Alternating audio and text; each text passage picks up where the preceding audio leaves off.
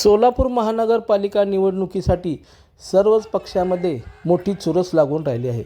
भारतीय जनता पार्टीमध्ये अनेक प्रतिष्ठित लोकांना तिकीट न दिल्यामुळे आणि जे निष्ठावंत आहेत त्यांना डावलल्यामुळे प्रचंड असंतोष निर्माण झाला आहे. बाळे भागामध्ये राजाभाऊ आलोरे यांच्यासारख्या दिग्गज पदाधिकाऱ्याला नाकारल्यामुळे तिथे मोठी संतापाची लाट उसळली आहे. मराठा समाज मोठा असल्यामुळे मराठा समाजाला एक तिकीट द्यावी असं मी मालकाला विनंती केली होती आणि मालकांना मी गवळीताई यांना अशा एक दोन नावं मी दिलं होतं. मालकांनी सुद्धा म्हणले होते की मी याच मराठा समाजाला तिथं तिकीट देणार आहे.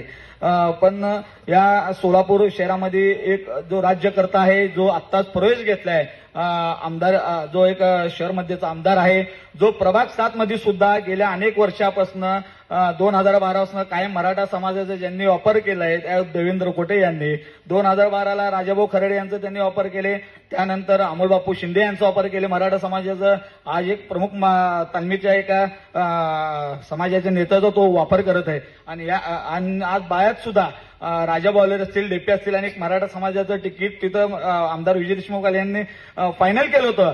पण शेवटच्या मोमेंटला त्यांनी त्या सर्वांचं तिकीट कट केलं. ज्या मराठा समाजाचं या महाराष्ट्रात पहिला ओबीसीसाठी मोर्चा आम्ही काढला होता, त्यास महाविकास आघाडीची तिथं सत्ता होती.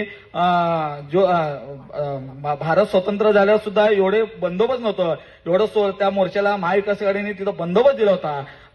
त्यावेळेस राजाभाऊ आलोरेंनी 1000 ते 1500 लोक घेऊन मराठा मोर्चाला तिथं पाठिंबा दिला होता. ज्यावेळेस आम्ही टायर जाळले होते, पवन आलोरे असतील, हे कायम डेपी असतील, हे कायम आमच्या सोबत तिथं उभा राहिलेले आहेत.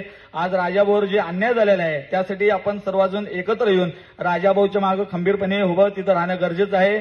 जरी उद्या राजाभाऊने अपक्ष उभारल्यानंतर प्रत्येकाची ती जबाबदारी आहे की प्रत्येकाने एक 10-15 जणांची टीम तिथं करण्याची गरज आहे. प्रत्येकाने बाबा एक 10, 15, 20 आपलं वोट जे मतदार आहे तिथं मतदार केंद्र आणून तिथं मतदान करून जे ह्या शहर उत्तर मध्ये जो मध्याचा आमदार ज्यांनी लक्ष घालून हा मराठा समाज असतील, इतर समाजाचा जो वापर करत आहे, अशा वृत्तीला हे करण्यासाठी आपण एकत्र येऊन राजाभाऊला अपक्ष म्हणून तिथं महापालिकेत पाठवावी ही मी सगळ्यांना विनंती करतो.